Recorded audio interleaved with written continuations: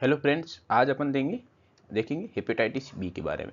अपन topic start करने से पहले देख लें, इसकी नोट्स की पीडीएफ है वो, उसका लिंक है वो डिस्क्रिप्शन में अवेलेबल है, वहाँ से आप डाउनलोड कर सकते हो। तो अपन इसमें क्या क्या कवर करेंगे हेपेटाइटिस बी के रिगार्डिंग। सबसे पहले प्रॉब्लम स्टेटमेंट अपन देखेंगे, ठीक है। फिर इसकी epidemiology, host factor, agent factor, mode of transmission क्या वो देखेंगे। फिर पैथोजेनेसिस कैसे होता है, लीवर में जाके कैसे अफेक्ट करता है उसके बारे में देखेंगे। फिर ये अपन सीरम मार्कर देखेंगे, कौन सा मार्कर कब इंक्रीज होता है कब डिक्रीज होता है। फिर इसके क्लिनिकल स्पेक्ट्रम देखेंगे, एक्यूट क्रोनिक हेपेटाइटिस कैसे कैसे होता है, किस किस टाइम पे होता है। फिर इसका डायग्नोसिस कैसे करते हैं, कौन से टेस्ट यूज करते हैं, सीरम मार्कर का क्या क्या इसमें रोल होता है। फिर अपन देखेंगे प्रिवेंशन एंड कंट्रोल, कि अपन इसको प्रिवेंट कैसे करते हैं। यदि एक्सपोजर हो गया तो पोस्ट एक्सपोजर प्रोफाइलैक्सिस में क्या यूज करते हैं। यदि मदर पॉजिटिव है हेपेटाइटिस बी के रिगार्डिंग, ठीक है ना, के लिए, तो उसके बच्चे में न्यूबॉर्न में ट्रीटमेंट आप प्रिवेंट कैसे करेंगे अपन हेपेटाइटिस बी को। और यदि हेपेटाइटिस बी हो गया है किसी को, क्रॉनिक इन्फेक्शन कंडीशन है, उस टाइम पे उसका ट्रीटमेंट एल्गोरिथम क्या रहेगा, तो ये अपन 1 बाय 1 कवर करेंगे। इसमें फर्स्ट अपन कवर करेंगे problem statement of the hepatitis B. तो सबसे पहले WHO 2022 के अकॉर्डिंग जो रिपोर्ट थी उसमें एस्टिमेशन आया था, उसमें ये था कि total chronic hepatitis B infection किस बेसिस पे, कि जिनमें SBS एंटीजन पॉजिटिव है, उस बेसिस पे total chronic hepatitis B infection का एस्टिमेशन कितना था, 254 मिलियन। और जो न्यूली इन्फेक्टेड कितने हुए थे ड्यूरिंग डेट ईयर 2022 में, 1.2 मिलियन पॉपुलेशन जो न्यूली इन्फेक्टेड हुई थी। और अपन द एस्टिमेशन बोला है कि डेथ कितनी हुई थी टोटल एस्टिमेशन ड्यूरिंग द 2022 में हेपेटाइटिस बी की वजह से, तो 1.1 मिलियन, ठीक है। वो मोस्टली डेथ क्यों हुई थी, उसके लिए कौन से फैक्टर थे, कौन से फैक्टर्स में से सिरोसिस की वजह से डेथ हुई थी या हेपेटोसेल्युलर कार्सिनोमा की वजह से डेथ हुई थी, ठीक है। फिर अपन देखें endemicity of the active hepatitis B infection कि हाई एंडेमिक एरिया कौन सा है, लो एंडेमिक एरिया कौन सा है, वो on the basis of the prevalence के बेसिस पे इसका क्राइटेरिया डिफाइन किया गया है, कि जैसे depend on the serologic prevalence of the hepatitis B surface antigen, कि हेपेटाइटिस बी सरफेस एंटीजन है उसके बेसिस की सीरोलॉजिकल उसकी प्रिवलेंस कितनी, उस बेसिस पे एंडेमिसिटी है वो डिसाइड किया गया है। जैसे इसकी देखे अपने प्रिवलेंस देखे SBS एंटीजन की 8 मोर देन 8 है, तो उस कंडीशन में क्या बोलेंगे, हाई एंडेमिक एरिया हो गया। प्रिवलेंस 5 to 7 है, उस कंडीशन को हाई इंटरमीडिएट एरिया हो गया। प्रिवलेंस 2 to 4% है तो लो इंटरमीडिएट एरिया हो गया। और प्रिवलेंस लेस देन 2% है किसी एरिया में, उस एरिया को अपन बोलेंगे लो एंडेमिक एरिया। तो ये प्रिवलेंस के बेसिस पे क्या SBS एंटीजन की प्रिवलेंस कितनी कितनी, उस बेसिस पे अपने एंडेमिसिटी को क्लासीफाई किया। जब हम देखें थोड़ा इंट्रोडक्शन के बारे में देखें hepatitis B vaccine, hepatitis B की इन्फेक्शन के रिगार्डिंग, तो ये one of the most vaccine preventable disease है, अपन इसको वैक्सीन लेके इस डिजीज को प्रिवेंट कर सकते हैं। फिर अपन एक्यूट हेपेटाइटिस देखें, एक्यूट हेपेटाइटिस मोस्टली होता है वो सेल्फ लिमिटिंग डिजीज होता है, जिसमें एक्यूट इन्फ्लामेशन होता है और हेपेटोसेल्युलर नेक्रोसिस होता है और सेल्फ लिमिटिंग, और फिर कंडीशन वो रिजोल्व हो जाती है। और 0.5 to 1% केसेज में सिर्फ ये फैटल होता है, ठीक है ये डिजीज एक्यूट हेपेटाइटिस। फिर अपन क्रॉनिक हेपेटाइटिस की बात करें कि persistent of the hepatitis B virus infection more than 6 month, यदि हेपेटाइटिस बी वायरस है SBS एंटीजन पॉजिटिव है, आफ्टर 6 मंथ भी पॉजिटिव आता है, इस कंडीशन को हम क्या बोलते हैं, क्रॉनिक कंडीशन बोलते हैं, ठीक है। और ये विद और विदाउट उस कंडीशन में, क्रॉनिक कंडीशन में एक्टिव वायरल रेप्लिकेशन इसमें प्रेजेंट भी हो सकता है और एब्सेंट भी हो सकता है, दोनों कंडीशन हो सकती है, ठीक है। और हेपेटोसेल्युलर इंजरी और इन्फ्लामेशन है जो लीवर में प्रेजेंट होगा हेपेटोसाइट में। फिर एज इज ए की factor in the determining of the risk of the chronic infection के रिस्क को डिटरमाइन कैसे किया जाता है, एज के बेसिस पे। जैसे अपन देखें कि यदि किसी को न्यूबॉर्न है जिसकी मदर को हेपेटाइटिस बी था, या चाइल्डहुड में हेपेटाइटिस बी से उसका एक्सपोजर हो गया है, तो उस कंडीशन में उसका जो क्रॉनिसिटी है वो होने के ज़्यादा चांसेस है विथ कंपेयर टू द, यदि अडल्ट है कोई वो हेपेटाइटिस बी से एक्सपोज हो गया तो उसमें क्रॉनिसिटी होने के बहुत लेस चांसेस है कंपेयर टू द चाइल्डहुड। तो ये हो गया इसमें कि एज की फैक्टर है क्रॉनिसिटी डिफाइन होने में, कि यदि अर्ली एज में यदि एक्सपोजर हो जाता है तो क्रॉनिसिटी होने के चांसेस बहुत ज़्यादा है, ठीक है ना, compare to the late age. फिर अपन बात करें इसकी एपिडेमियोलॉजी तो सबसे पहले अपने एजेंट फैक्टर की बात करेंगे। पॉजिटिव एजेंट कौन है? Hepatitis B virus positive agent है। तो ये कौन सा इसमें जीनोम देखे इसका क्या होता है? ये डीएनए वायरस है। कि हेपेटाइटिस के जितने भी टाइप होते हैं सब कौन से टाइप होते हैं? सब में क्या होता है? जीनोम आरएनए होता है। एक हेपेटाइटिस बी है जिसमें सिर्फ डीएनए होता है। कौन सी फैमिली से बिलोंग करता है? तो हेपार्डना विरिडे फैमिली से बिलोंग करता है ये हेपेटाइटिस बी। फिर अपने स्ट्रक्चर की बात करें तो स्फेरिकल स्ट्रक्चर होता है, जैसे यहाँ पे अपन देख सकते हैं स्फेरिकल स्ट्रक्चर है, ठीक है। और इसकी देखें अपनी साइज क्या है? 42 नैनोमीटर साइज होगी इसकी अपनी, ठीक है। डबल सेल डीएनए वायरस है, ठीक है। डबल सेल डीएनए वायरस हो गया। इसको ओरिजिनली नॉन एज इसको डेन पार्टिकल बोलते हैं अपन। तो इम्पोर्टेंट है कि डेन पार्टिकल किसके जीनोम का नाम है? तो हेपेटाइटिस बी वायरस के, ठीक है। इनर कोर है, इसके अंदर क्या प्रेजेंट होता है? डीएनए पॉलीमरेज और इसका डबल स्ट्रैंड डीएनए प्रेजेंट होता है। कहाँ पे? इनर कोर, ठीक है। तो ये भी हो गया अपने के डीएनए हो गया, डीएनए पॉलीमरेज हो गया। फिर इसमें अपन एंटीजन प्रेजेंट होते हैं। कौन कौन से एंटीजन होते हैं? एसबीएस एंटीजन, जिसको अपन बोलते हैं सरफेस एंटीजन, या इसका दूसरा नाम है ऑस्ट्रेलियन एंटीजन, ठीक है। ये भी याद रखना। ऑस्ट्रेलियन एंटीजन किसको बोलते हैं? सरफेस एंटीजन को। तो ये सरफेस एंटीजन हो गया, ठीक है। मार्कर ऑफ इन्फेक्शन है कि इन्फेक्शन में इसको अपन एज ए मार्कर एज अपन ब्लड में एज डिटेक्ट कर सकते हैं। फिर अपन बात करें एसबीसी एंटीजन, जिसको अपन कोर एंटीजन बोलते हैं। ये वाला एसबीसी एंटीजन हो गया, जो नॉट डिटेक्टेबल सीरम के, सीरम में अपन जो सीरम मार्कर होते हैं इसमें इसको डिटेक्ट नहीं कर सकते, क्योंकि एसबीसी एंटीजन वो हेपेटोसाइट सेल है, उसके अंदर इनर में साइड में प्रेजेंट होता है। इसको सिर्फ अपन बायोप्सी करते उसी टाइम पे अपन इसको डिटेक्ट कर सकते हैं बायोप्सी के रिजल्ट में। फिर अपन बात करें एसबीई एंटीजन, ठीक है। ई एंटीजन है वो हाई इन्फेक्टिविटी को इंडिकेट करता है। यदि एसबीई एंटीजन प्रेजेंट है, डिटेक्ट हो रहा है सीरम में, इसका मतलब इन्फेक्टिविटी है वो लेवल है बहुत हाई है। फिर अपन बात करें reservoir of the hepatitis B infection के, रिजर्वेयर या सोर्स ऑफ इन्फेक्शन का कौन काम कर सकता है यहाँ पे? तो यहाँ पे सिर्फ ह्यूमन ओनली रिजर्व की तरह काम करता है। इसमें केसेज और क्रॉनिक कैरियर दोनों रिजर्वेयर का काम कर सकते हैं ह्यूमन में। फिर अपन बात करें बॉडी का कौन सा फ्लूइड होता है, कौन सा, ठीक है ना, कौन कौन सा फ्लूइड होता है जो इन्फेक्टिव मटेरियल होता है, जिसमें हेपेटाइटिस बी इन्फेक्शन या हेपेटाइटिस बी वायरस पॉजिटिव होता है। तो ब्लड में बात हो, ब्लड हो गया, सीरम हो गया, सलाइवा हो गया, सीमेन हो गया और वेजाइनल सीक्रेशन हो गया। फिर अपन बात करेंगे होस्ट फैक्टर के रिगार्डिंग, ठीक है। तो एजेंट की बात करें, ठीक है, the outcome of the hepatitis B virus infection are age dependent, ठीक है। कि अपन ने जैसे पहले भी बात की थी, यदि इनिशियल चाइल्डहुड एज में यदि प्रेजेंट हो हेपेटाइटिस बी का एक्सपोजर हो जाए तो क्रॉनिसिटी है वो बहुत हाई होगी, बहुत हाई होगी यदि अर्ली एज में डिटेक्ट हो जाए या एक्सपोजर हो जाए हेपेटाइटिस बी वायरस से।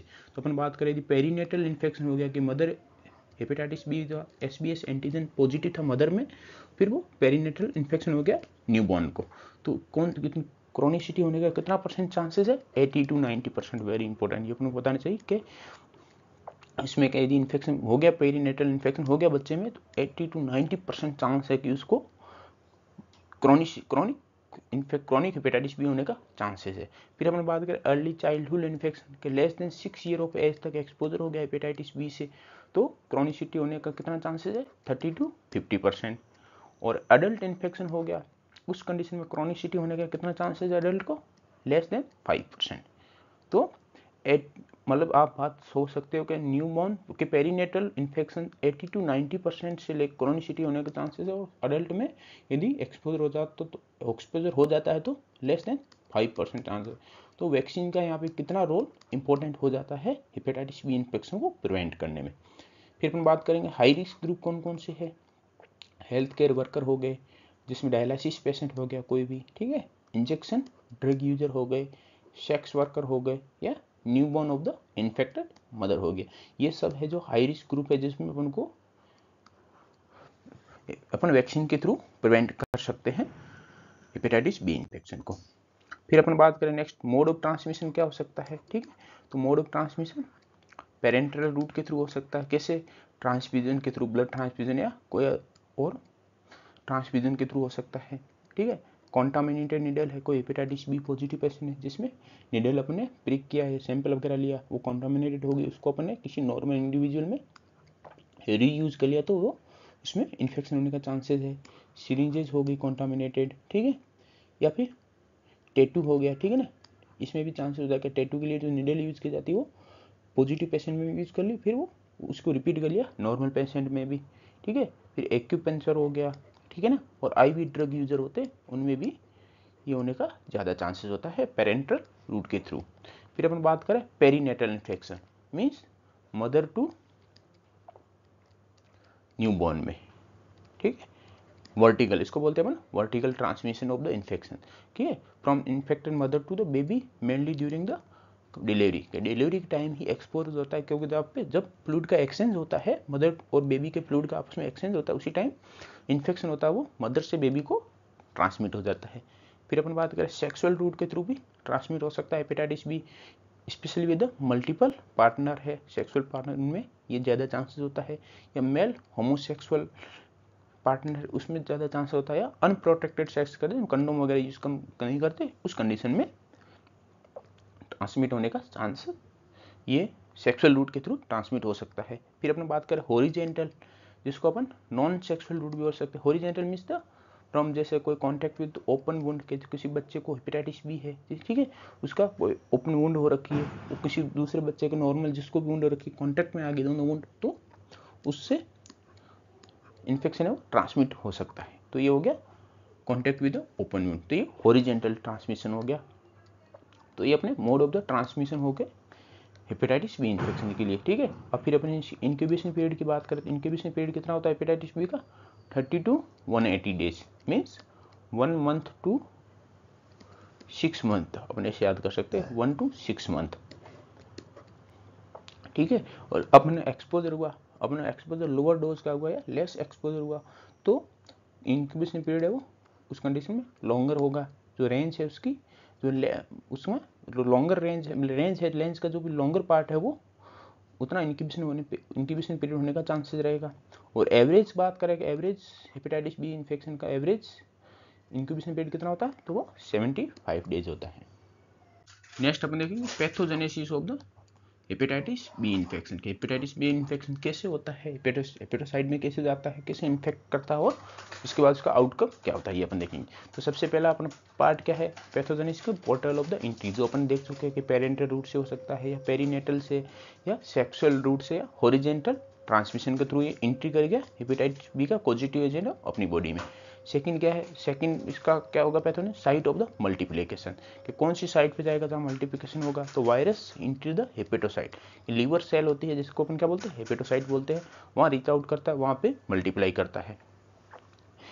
अब देखें तो हेपेटाइटिस बी वायरस हेपेटोट्रॉपिक होता है, इसका क्या मीनिंग है कि सिर्फ और सिर्फ रेप्लिकेट होता है हेपेटोसाइट में, बट डायरेक्ट इसको इंजरी नहीं करता है, साइटोपैथिक इंजरी नहीं करता है सेल की, हेपेटोसाइट की इंजरी नहीं करता, सिर्फ उसमें मल्टीप्लाई करता है। तो इंजरी कैसे होती है, ठीक है ना, ये इम्यून रेस्पॉन्स की वजह से होती है, बॉडी का अपना इम्यून रेस्पॉन्स है उसकी वजह से, इस रेस्पॉन्स की वजह से जो सेल इंजरी होती है वो इम्यून रेस्पॉन्स की वजह से होती है, हेपेटाइटिस बी वायरस की वजह से नहीं होती है।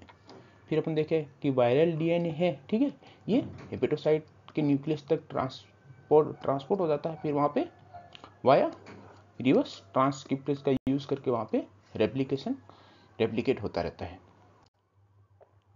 जैसे अपन इम्यूनोपैथोजेनेसिस देखेंगे थर्ड स्टेप में, इसमें क्या है, the host immune response note the virus itself, के जो भी अपने हेपेटाइटिस बी वायरस आया उसने हेपेटोसाइट को इन्फेक्ट किया, ठीक है, हेपेटोसाइट को इन्फेक्ट किया तो अपना इम्यून सिस्टम एक्टिवेट हो गया, वो इम्यून सिस्टम एक्टिवेट हो गया वो सेल को किल्ड करेगा, तो इसमें वायरस का कोई भी रोल नहीं होता है, ठीक है। तो इसी वजह से फिर जो लीवर इंजरी होती है most of the immune response की वजह से हो सकती है। फिर अपन देखेंगे स्टेप वाइज मैकेनिज्म, जैसे इन्फेक्शन ऑफ द हेपेटोसाइट हुआ, वहाँ पे वायरल रेप्लिकेशन हुआ, किसका यूज़ करके, रिवर्स ट्रांसक्रिप्टेज एंजाइम का यूज़ हुआ। फिर expression of the viral antigen है, जो SBS एंटीजन हो गया, SBC एंटीजन हो गया, वो हेपेटोसाइट सरफेस पे प्रेजेंट होंगे वो, ठीक है। तो साइटोटॉक्सिक टी लिम्फोसाइट है, जो CD8 टी सेल है, वो उस इन्फेक्टेड सेल को रिकॉग्नाइज करेंगे और immune mediated lysis of the cell हो जाएगा, सेल लाइसिस हो जाएगा। तो ऐसे मल्टीपल सेल इन्फेक्टेड हो गई तो मल्टीपल सेल का लाइसिस हो जाएगा, तो इसमें फिर लीवर इंजरी है वो एक्सेसिव अमाउंट में प्रेजेंट होगी। This immune attack release the hepatic enzyme, ठीक है। जैसे सेल इंजरी होगी, हेपेटोसाइट की इंजरी होगी तो क्या रिलीज होगा, एंजाइम रिलीज होंगे, कौन से, ALT और EST in the blood stream. तो हेपेटाइटिस का इन्फेक्शन होता है बी का, तो सेल इंजरी हो गई, तो अपन जब भी टेस्ट करते हैं उस कंडीशन में अपन को ALT और EST है वो ब्लड में अपन को राइज अमाउंट में दिखेंगे, ठीक है। और फिर inflammation and necrosis of hepatic tissue हो गया फाइनली, तो उस बेसिस पे अपन फिर सिम्टम और साइन और सिम्टम आ जाएंगे, जिसको अपन बोलते हैं क्लिनिकल हेपेटाइटिस। अब इन्फेक्शन हो गया तो इसका पॉसिबल आउटकम क्या हो सकता है, ये अपना पैथोजेनेसिस का 4th पॉइंट हो गया। यदि अपनी बॉडी का इम्यून रिस्पॉन्स है वो स्ट्रॉन्ग है, उस कंडीशन में इफेक्टिव साइटोटॉक्सिक टी सेल है, ठीक है, CD8 टी सेल हो गई, ये वायरस को अपनी बॉडी से क्लियर कर देगी और कंप्लीट रिकवरी हो जाएगी। यदि अपना वीक इम्यून सिस्टम है, उस कंडीशन में क्या हो गया, वायरस नॉट क्लियर के वायरस को कंप्लीट क्लियर नहीं कर पाएगी, integration of the viral DNA वो इनटू होस्ट जीनोम से इंटीग्रेटेड हो जाएगा और रिवर्स ट्रांसक्रिप्टेज एंजाइम का यूज करके मल्टीप्लाई होता रहेगा, तो फिर वो कंडीशन वो किस में चेंज हो जाएगी, क्रॉनिक इन्फेक्शन या कैरियर स्टेट में कन्वर्ट हो जाएगी। यदि अपनी बॉडी का इम्यून रिएक्शन एक्सेसिव हो गया, उस कंडीशन में क्या हो सकता है, मैसिव हेपेटिक नेक्रोसिस हो जाएगा और फुलमिनेंट हेपेटाइटिस या हेपेटिक फेलियर होने का चांसेस इस कंडीशन में प्रेजेंट होगा। फिर अपन बात करें, यदि कंडीशन क्रॉनिसिटी हो जाती है, हेपेटाइटिस बी का इन्फेक्शन क्रॉनिक हो जाता है, तो उस कंडीशन में अपन उसको क्रॉनिक कब बोलेंगे, जब persistent of the SBS hepatitis B surface antigen, जिसको अपन ने पहले बोला था, अपन इसको क्या बोलते हैं, ऑस्ट्रेलियन एंटीजन भी बोलते हैं, ठीक है। यदि ये 6 मंथ से ज़्यादा समय से प्रेजेंट है, ठीक है, ये एंटीजन सरफेस एंटीजन 6 मंथ से ज़्यादा टाइम से प्रेजेंट है, तो उस कंडीशन में क्या बोलेंगे, क्रॉनिक इन्फेक्शन, ठीक है। In chronic carrier hepatitis B virus DNA integrated into the hepatitis DNA, ठीक है, होस्ट DNA से इंटीग्रेट हो जाएगा और रेप्लिकेट होके अपनी जो क्वांटिटी है वो इंक्रीज होती रहेगी उसकी, तो फाइनली कंडीशन में आउटपुट क्या आ सकता है, इसमें क्रॉनिक हेपेटाइटिस हो सकता है, सिरोसिस हो सकता है और हेपेटोसेल्युलर कार्सिनोमा हो सकता है, कि ये कॉम्प्लिकेशन हो सकते हैं क्रॉनिसिटी के। फिर अपन बात करें नेक्स्ट कि अपन ने पैथोजेनेसिस देखेंगे इम्यूनोलॉजिकल कि मार्कर कौन कौन से बॉडी ड्यूरिंग द पैथोजेनेसिस कौन कौन से इम्यूनोलॉजिकल मार्कर है वो डिटेक्ट हो सकते हैं सीरम में। तो ये सबसे इंपॉर्टेंट स्लाइड है, ये अपन को देखेंगे कि सबसे पहले एंटीबॉडी कौन सी आती है और सबसे पहले एंटीजन कौन सा आता है इसमें। तो सबसे पहले अपन देखें SBS एंटीजन, अपन सबसे पहले एंटीजन के देखेंगे, तो सरफेस एंटीजन देखें, तो first to appear before the onset of the symptom, के सिम्टम ऑनसेट होने से पहले ये अपने ब्लड में अपीयर हो जाता है, जिसको अपन डिटेक्ट कर सकते हैं, ठीक है।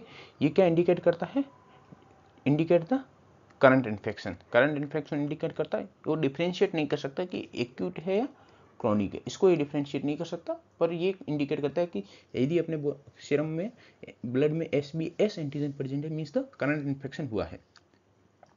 और यदि अपन इसको क्रॉनिक कैरियर स्टेट कब बोलेंगे, यदि इन्फेक्शन 6 मंथ से ज़्यादा टाइम से प्रेजेंट है अपने बॉडी में, कौन सा SBS एंटीजन, तो उस कंडीशन में क्या बोलेंगे, क्रॉनिक कैरियर स्टेज। फिर SBS एंटीजन के नेक्स्ट इसके बाद में कौन सा एंटीजन डिटेक्ट होता है, SBE एंटीजन, ठीक है। Shortly after the SBS antigen, SBS antigen detect हुआ, उसके जस्ट थोड़े समय बाद में कौन सा अपन को एंटीजन डिटेक्ट होगा, मार्कर SBE एंटीजन। ये क्या इंडिकेट करता है, कि जो indicate the high viral replication और हाई इन्फेक्टिविटी, ठीक है, कि यदि ई एंटीजन प्रेजेंट है, इसका मीन्स द जो रेप्लिकेशन है बहुत हाई लेवल पे हो रहा है और इन्फेक्टिविटी वो भी बहुत हाईली है। फिर अपन बात करें, जैसे ही SBE एंटीजन डिक्रीज होता है तो उसके एंटी SBE डिटेक्ट होता है, कब, after the disappearance of the SBE antigen. तो इससे क्या हो जाएगा कि SBE के खिलाफ एंटीबॉडी बन गई, तो इन्फेक्टिविटी वो भी लोअर हो जाएगी और रेप्लिकेशन है वो भी रिड्यूस हो जाएगा या रिजोल्व हो जाएगा। फिर अपन बात करें SBC antigen, present only in hepatocyte nuclei, ठीक है ना, नॉट इन द सीरम, के इसको हम सीरम में डिटेक्ट नहीं कर सकते क्योंकि ये सिर्फ हेपेटोसाइट के न्यूक्लियाई में प्रेजेंट होता है, तो इसको सिर्फ अपन कब डिटेक्ट कर सकते हैं, ओनली बायोप्सी के रिजल्ट में अपन डिटेक्ट कर सकते हैं। और ये क्या इंडिकेट करता है कि marker of the active viral replication का मार्कर है और detect in the liver biopsy only. फिर अपन बात करें एंटी SBCN, ठीक है, SBC एंटीजन था, उसके अगेंस्ट एंटीबॉडी बन गई, ठीक है। तो इसको अपन सबसे पहले एंटीबॉडी कौन सी बनती है, IgM, ठीक है, appear soon after the SBS antigen. First antigen कौन सा था, SB एंटीजन। और फर्स्ट एंटीबॉडी कौन सी अपने डिटेक्ट होती है आफ्टर द हेपेटाइटिस बी के इन्फेक्शन के बाद, anti SBC antibody first detect होती है soon after the hepatitis B S antigen के। जब भी SBS एंटीजन डिटेक्ट होगा अपने ब्लड में, उसके जस्ट बाद एंटी SBC डिटेक्ट हो जाएगी, ठीक है। और ये क्या इंडिकेट करता है, यदि एंटी SBC डिटेक्ट हो गया तो ये इंडिकेट करता है रिसेंट या एक्यूट इन्फेक्शन, कि अभी लेटेस्ट इन्फेक्शन हुआ उसको हेपेटाइटिस बी का। यदि एंटी SBC की IgG फॉर्म डिटेक्ट हो जाती है तो, ठीक है, और ये एक बार ये लॉन्ग लाइफ पर अपने ब्लड में परसिस्ट रहती है, तो ये इंडिकेट क्या करती है, पास्ट या ऑनगोइंग इन्फेक्शन को डिटेक्ट करती है। ये जो अपने नॉट आफ्टर अपने वैक्सीनेशन के बाद ये वाली एंटीबॉडी नहीं प्रोड्यूस होती है, वैक्सीनेशन के बाद अपने जो ब्लड में एंटीबॉडी होती है दूसरे टाइप की होती है, तो ये तो पास्ट या ऑनगोइंग इन्फेक्शन है उसको इंडिकेट करती है। फिर अपन बात करें anti SBS antibody appear after the disappearance of the SBS antigen के। SBS एंटीजन डिसअपीयर हो गया, उसके बाद कौन सी उसके अगेंस्ट एंटीबॉडी फॉर्मेशन हो जाएगा, तो ये क्या इंडिकेट करती है, रिकवरी, ठीक है ना, या इम्यूनिटी, ठीक है ना, आफ्टर वैक्सीनेशन के। वैक्सीनेशन के बाद अपने बॉडी में कौन सी एंटीबॉडी बनती है, एंटी SBS, क्योंकि अपन जो भी वैक्सीन यूज करते हैं उसमें कौन सा एंटीजन प्रेजेंट होता है, सरफेस एंटीजन प्रेजेंट होता है, इसलिए जो वैक्सीन के बाद एंटीबॉडी बनेगी बॉडी में अपनी कौन सी बनेगी, एंटी SBS। और आफ्टर नॉर्मल इन्फेक्शन हुआ है और रिकवरी हो रही है उस कंडीशन में भी कौन सी एंटीबॉडी प्रेजेंट होगी, एंटी SBS। फिर अपन बात करें हेपेटाइटिस बी वायरस DNA के, ये कब डिटेक्ट होता है, तो ये हेपेटाइटिस बी एंटीजन के साथ में डिटेक्ट होता है। अपने बात की थी SBE एंटीजन के साथ में डिटेक्ट कौन सा होता है, इसका DNA भी साथ में डिटेक्ट होता है। तो ये क्या इंडिकेट करता है, एक्टिव रेप्लिकेशन और हाई इन्फेक्टिविटी को इंडिकेट करता है। तो ये हो गया कि एक्टिव रेप्लिकेशन इन्फेक्टिविटी को कितने कौन कौन इंडिकेट करता है, तो हेपेटाइटिस बी वायरस DNA और HBE एंटीजन, ये दोनों है जो रेप्लिकेशन और हाई इन्फेक्टिविटी को रिप्रेजेंट करते हैं। फिर अपने जैसे इसमें डायग्राम से समझेंगे अपन कि यहाँ पे जैसे अपने, ठीक है, यहाँ पे इन्फेक्शन हुआ, ठीक है, यहाँ पे किससे इन्फेक्शन हुआ, हेपेटाइटिस बी वायरस से इन्फेक्शन हुआ, ठीक है, और यहाँ से अपन को ये हो गया इसका इंक्यूबेशन पीरियड। इंक्यूबेशन के पीरियड के बाद सबसे फर्स्ट एंटीजन कौन सा डिटेक्ट होगा अपनी बॉडी में, सबसे फर्स्ट एंटीजन SBS एंटीजन। और फर्स्ट एंटीबॉडी कौन सी डिटेक्ट होगी, एंटी SBC IgM फॉर्म, जो फर्स्ट एंटीबॉडी अपनी बॉडी में डिटेक्ट होगी ये वाली होगी, ठीक है।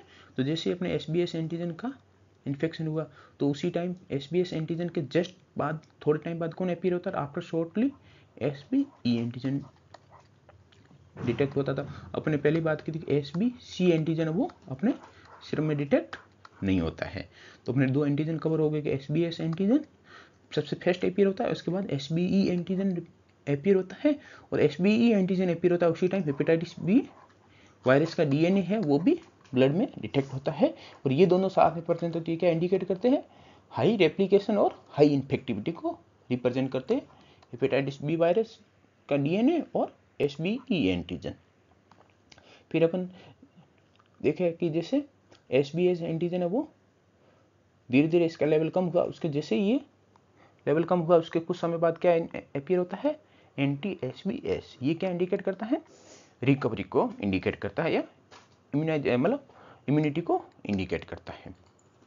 फिर अपन बात करें जैसे SBS एंटीजन यहाँ पे डिसअपीयर हुआ और यहाँ पे एंटी SBS एंटीबॉडी का फॉर्मेशन हुआ, इसके बीच का पीरियड होता है, इसको अपन क्या बोलते हैं, विंडो पीरियड।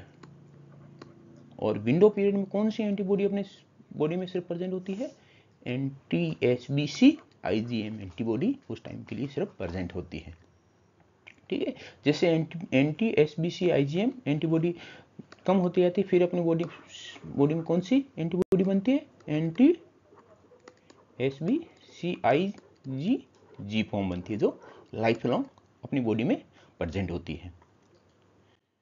जैसे अपने विंडो पीरियड की बात की, विंडो पीरियड हम किसको बोलते हैं कि space between the disappearance of the hepatitis SBS antigen and appearance of the anti SBS, इन दोनों के बीच में जो गैप है उसको अपन क्या बोलते हैं, विंडो पीरियड। इस पीरियड में कौन सा मार्कर है जो ओनली डिटेक्ट कर सकते हैं अपने सीरम में, anti SBC IgM form antibody को सिर्फ डिटेक्ट कर सकते हैं।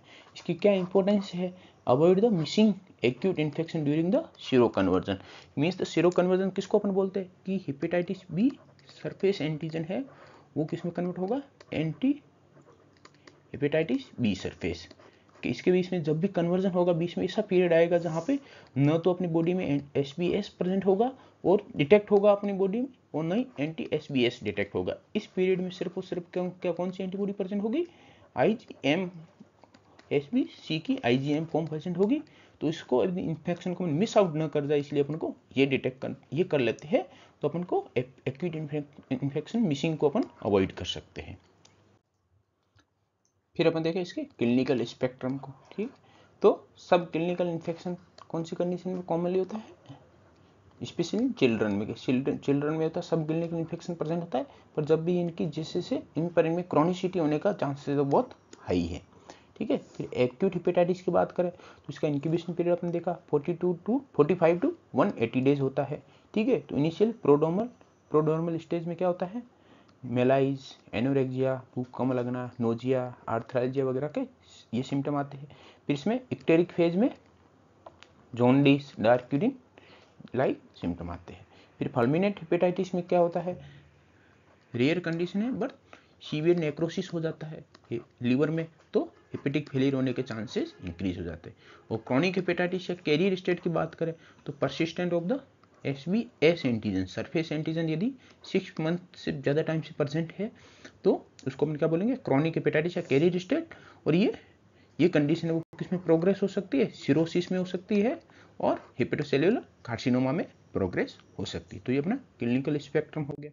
फिर अपन नेक्स्ट आता है कि अपन हेपेटाइटिस बी का डायग्नोसिस कैसे करेंगे, तो detection of the circulating viral marker को अपन डिटेक्ट करना है, किसके थ्रू कर सकते हैं, viral via rapid diagnostic test, RDT या इम्यून एसे। कौन कौन से immune assay, enzyme immune assay, ठीक है, ये हो गया, या फिर केमी ल्यूमिनेंस इम्यून एसे हो गया, फिर इलेक्ट्रोकेमी ल्यूमिनेंस इम्यून एसे हो गया। इसके बेसिस पे अपन इसका डिटेक्शन कर सकते हैं सीरम वायरल मार्कर का।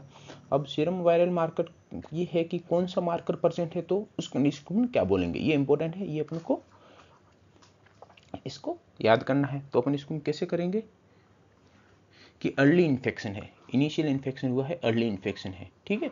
तो सबसे पहले अपन देखा था फर्स्ट एंटीजन अपने बॉडी में कौन सा डिटेक्ट होता है, एसबीएस एंटीजन, तो ये प्रेजेंट होगा, सही बात है प्रेजेंट है, ठीक है। और उसके जस्ट बाद अपने कौन सा बॉडी में ब्लड में अपने किसको अपने डिटेक्ट कर सकते हैं, एसबीई एंटीजन भी प्रेजेंट होता है। तो ये क्या इंडिकेट करता है, हाई रेप्लिकेशन और हाई इन्फेक्टिविटी को, तो ये भी प्रेजेंट होगा, जस्ट इसके बाद होता है। और फर्स्ट एंटीबॉडी अपने कौन सी अपीयर होती है ब्लड में, आईजीएम फॉर्म किसके अगेंस्ट, एसबीसी की आईजीएम फॉर्म है वो प्रेजेंट होगी, ठीक है। और फिर अपन बात करें आईजीजी है वो कौन, लेट मतलब जब भी होगा तो late phase of the infection में प्रेजेंट होगा, तो ये अभी अपन अर्ली इन्फेक्शन की बात करें तो ये एब्सेंट होगा, ठीक है। एंटी एसबीई है, ठीक है, यदि एसबीई एंटीजन प्रेजेंट है तो अर्ली इन्फेक्शन में अभी तक ये एंटीबॉडी का फॉर्मेशन भी नहीं हुआ और एंटी एसबीएस एंटीबॉडी का भी फॉर्मेशन नहीं हुआ। तो अर्ली इन्फेक्शन कंडीशन में दो एंटीजन एसबीएस एसबीई एंटीजन और एंटीबॉडी प्रेजेंट होंगी अगेंस्ट एसबीसी, कौन सी फॉर्म, आईजीएम फॉर्म। फिर अपन बात करें एक्यूट हेपेटाइटिस, इसको अपन कैसे याद कर सकते हैं, सीमा के थ्रू याद कर सकते हैं। A means the acute hepatitis, M means इसमें कौन सी एंटीबॉडी प्रेजेंट है, आईजीएम एंटीबॉडी प्रेजेंट है, किसके अगेंस्ट, आईजीएम किसके अगेंस्ट, एसबीसी एंटीजन के अगेंस्ट। फिर एम की बात करें तो ए की बात करें तो एक्यूट हेपेटाइटिस हो गया, एम की बात करें तो आईजीएम एंटीबॉडी होगी, ई की बात करें तो एसबीई एंटीजन पॉजिटिव हो गया, और एस की बात करें तो सरफेस एंटीजन प्रेजेंट हो गया। तो अपने और बाकी तीनों एंटी एसबीसी की आईजीजी फॉर्म और एंटी एसबीई और एंटी एसबीएस तीनों एब्सेंट होंगे इस कंडीशन में, ठीक है। तो अपन सीमा के थ्रू याद कर सकते हैं। तो एक्यूट इन्फेक्शन और अर्ली इन्फेक्शन है ये दोनों सेम होंगे, इसमें सेम वायरल मार्कर प्रेजेंट होंगे। फिर अपने विंडो पीरियड की बात की थी कि विंडो पीरियड वो कंडीशन है जब अपनी ब्लड में से SBS एंटीजन डिसअपीयर हो जाता है और एंटी SBS जो एंटीबॉडी है वो अपीयर होती है। इसके बीच में जो गैप होता है उसको अपन क्या बोलते हैं, विंडो पीरियड। इस टाइम पे अपने बॉडी में कौन सी एंटीबॉडी प्रेजेंट होती है, सिर्फ IgM एंटीबॉडी प्रेजेंट होती है। तो अपने IgM एंटीबॉडी हो गया, इस टाइम पे सिर्फ यही एंटीबॉडी प्रेजेंट होती है, तो अपना विंडो पीरियड हो गया। फिर अपन बात करें रिकवरी के टाइम पे क्या होगा, अब रिकवरी के अपन क्या हो गया, कोई इन्फेक्शन हुआ, ठीक है, इन्फेक्शन टाइम पे अपन को क्या प्रेजेंट होती है बॉडी में, एंटीजन प्रेजेंट होते हैं। रिकवरी के टाइम पे अपने क्या बॉडी में प्रेजेंट होंगे, अपने ब्लड में एंटीबॉडी प्रेजेंट होंगे, ठीक है। तो ये एंटीजन है, ये भी एब्सेंट है, ये एंटीजन है, ये भी एब्सेंट है, ये एंटीबॉडी है जो एक्यूट इन्फेक्शन में प्रेजेंट होती है। अब रिकवरी समय आ गया तो इसको रिप्लेस किसने कर दिया, IgM को IgG ने रिप्लेस कर दिया, तो IgG फॉर्म है, ठीक है। जो तीनों एंटीजन थे, SBC एंटीजन उसके अगेंस्ट में एंटीबॉडी बन गई, SBE एंटीजन के अगेंस्ट में एंटीबॉडी बन गई और SBS एंटीजन के अगेंस्ट में एंटीबॉडी बन गई। तो रिकवरी फेज में अपने बॉडी में तीनों एंटीजन के अगेंस्ट एंटीबॉडी प्रेजेंट होगी। फिर अपन बात करें क्रॉनिक इन्फेक्शन की कंडीशन, क्या होगा कि अपने क्या बात, क्रॉनिक इन्फेक्शन कंडीशन किसको बोलते हैं, जिसमें SBS एंटीजन है वो मोर देन 6 मंथ से बॉडी ब्लड में प्रेजेंट है, ठीक है। तो SBS एंटीजन वो पॉजिटिव होगा, ठीक है। और SBE एंटीजन वो पॉजिटिव हो सकता है, नेगेटिव हो सकता है, किस कंडीशन डिपेंड करता है। यदि वो क्रॉनिक कंडीशन है, इन्फेक्शन है, हाईली इन्फेक्टिव है तो पॉजिटिव होगा, यदि लो इन्फेक्टिव है तो उस कंडीशन में नेगेटिव होगा। और फिर अपने बात करें एंटी SBC IgM एंटीबॉडी की, कि ये इनिशियल कंडीशन में प्रेजेंट होती है, अब ये क्रॉनिक कंडीशन होगी तो इसको किसने रिप्लेस कर दिया है, एंटी SBC IgG एंटीबॉडी ने इसको रिप्लेस कर दिया है। फिर अपन बात करें एंटी SBE, ठीक है, एंटीबॉडी, कि यदि इसमें अपन ने देखा था कि यदि लो हाई इन्फेक्टिविटी है तो ये एंटीबॉडी वो एब्सेंट होगी, यदि क्रॉनिक इन्फेक्शन है वो लो इन्फेक्टिव है, ठीक है, तो ये एंटीबॉडी प्रेजेंट है, इसका मीन्स वो लो इन्फेक्टिव है। और क्रॉनिक इन्फेक्शन है, यदि एंटी SBS एंटीजन प्रेजेंट है तो अभी तक इसके बॉडी में ब्लड में एंटीबॉडी अपन को कभी डिटेक्ट नहीं होगी, तो ये क्रॉनिक इन्फेक्शन हो गया। फिर अपन वैक्सीनेशन की बात करें तो वैक्सीनेशन में अपने सिर्फ कौन सा एंटीजन प्रेजेंट होता है, SBS एंटीजन प्रेजेंट होता है सिर्फ, तो एंटीबॉडी भी किसके अगेंस्ट प्रेजेंट होगी, सिर्फ और सिर्फ एंटी SBS प्रेजेंट होगी, सिर्फ क्रॉनिक इन्फेक्शन। फिर अपन बात करें रिमोट इन्फेक्शन, तो रिमोट इन्फेक्शन में एंटीबॉडी किसके अगेंस्ट सिर्फ प्रेजेंट होगी, एंटी SBS IgG फॉर्म होगी, वो प्रेजेंट होंगी किसमें, रिमोट इन्फेक्शन में। तो ये तीनों कंडीशन उनको लास्ट वाली है वो इंपॉर्टेंट, इसको कंपेयर कर सकते हैं। तो ये सीरम मार्कर ये वेरी इंपॉर्टेंट है, इसके बेसिस भी अपन हेपेटाइटिस बी की कौन सी फॉर्म अपने बॉडी में प्रेजेंट है उसको अपन डिटेक्ट कर सकते हैं।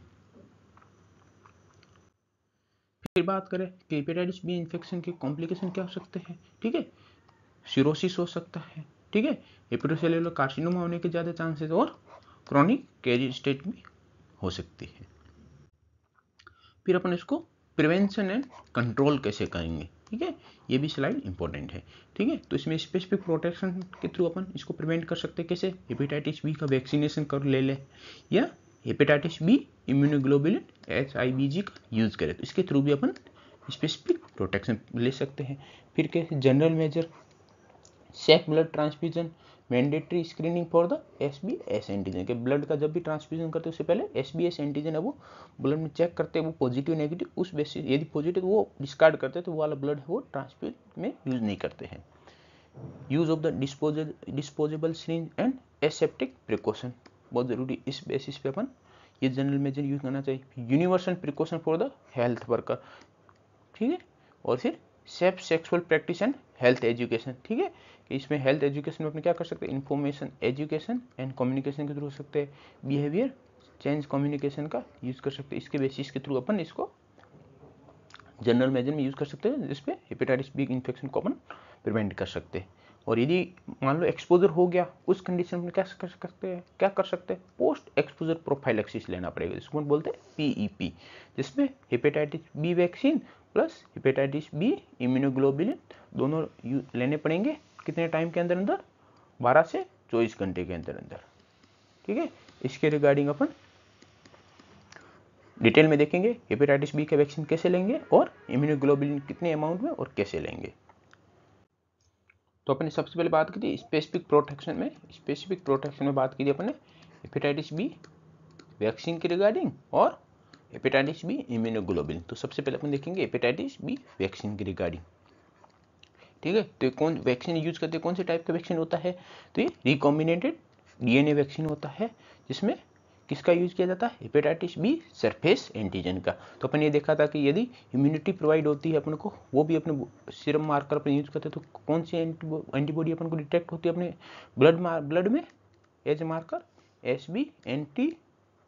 SBS, क्योंकि अपन ने वैक्सीन में कौन सा क्या प्रेजेंट किसका यूज करते हैं, वैक्सीन में सरफेस एंटीजन का यूज करते हैं। तो एंटीबॉडी भी सरफेस एंटीजन के अगेंस्ट मिलेगी अपन को, अपन जब भी सीरम मार्कर टेस्ट करेंगे, ठीक है। ये इनएक्टिवेटेड वैक्सीन है और produce using the recombinant yeast cell का यूज करके इसको रिकॉम्बिनेंट फॉर्म में बनाया जाता है। फिर अपन बात करेंगे वैक्सीन, जो हेपेटाइटिस बी वैक्सीन होता है उसका डोज कैसे यूज करते हैं, शेड्यूल क्या होता है और रूट क्या होता है। तो सबसे पहले बात आप एज ग्रुप की बात करें, इन्फेंट है एज पर द नेशनल इम्यूनाइजेशन शेड्यूल या यूनिवर्सल इम्यूनाइजेशन प्रोग्राम, कि बच्चा न्यूबॉर्न हुआ है, उसका बच्चा अभी तक बॉर्न हुआ है, उसको अपन कैसे वैक्सीन देंगे, ठीक है। तो एक बर्थ डोज देते हैं विथ इन 24 आवर यूज करना होता है, एट बर्थ पे देना होता है, यदि मिस अपन कर दे तो विथ इन 24 अपन यूज करना होता है। फिर अपन कब देते हैं, एट 6 वीक पे, तो एक एट बर्थ हो गया, फिर एट 6 वीक हो गया, या 10 वीक हो गया, 14 वीक हो गया, जो अपन इसमें मोनोवैलेंट फॉर्म में नहीं देते, किसके साथ देते हैं इसको, पेंटावैलेंट वैक्सीन के साथ देते हैं। अपन पढ़ा है पेंटावैलेंट के बाद, पेंटावैलेंट में कौन कौन से वैक्सीन, तो 5 वैक्सीन होते हैं, डीपीटी, हेमोफिलस इन्फ्लुएंजा बी और हेपेटाइटिस बी वैक्सीन। तो ये इसमें कॉम्बिनेशन में देते हैं, कब, पेंटावैलेंट के कॉम्बिनेशन में देते हैं 6, 10 और 14 वीक पे। तो टोटल कितनी डोज हो गई, 3 and 1, टोटल 4 डोज हो गई हेपेटाइटिस बी की न्यूबॉर्न के लिए। इसकी अपनी डोज की बात करें तो 0.5 ml होगी, कितनी इक्वल होती है, 10 माइक्रोग्राम की इक्वल होती है। एक वाइल आती है जिसमें 1 ml टोटल डोज प्रेजेंट होती है, जो तो उसका अपन हाफ पार्ट देंगे जो 10 माइक्रोग्राम के इक्वल होता है। और रूट की बात करें तो कौन सा हो गया, इंट्रामस्कुलर रूट हो गया। और बच्चों में न्यूबॉर्न में अपन कहा देंगे anterolateral aspect of the mid thigh, तो अपन इंजेक्शन देंगे anterolateral aspect of the mid thigh. यदि इंडिविजुअल दे रहे तो भी वहीं पे देंगे, और कॉम्बिनेशन में दे रहे पेंटावैलेंट के तो भी anterolateral aspect of the mid thigh हो गया। फिर children less than 1 year catch up vaccination, जैसे मान लो अपने न्यूबॉर्न के टाइम पे अपने वैक्सीनेशन डिले हो गया, डिलेड इम्यूनाइजेशन हो गया, अपने वैक्सीन नहीं दे पाई हेपेटाइटिस बी का, तो कैचअप कब तक कर सकते हैं, अप टू 1 ईयर तक इसको कैचअप कर सकते हैं।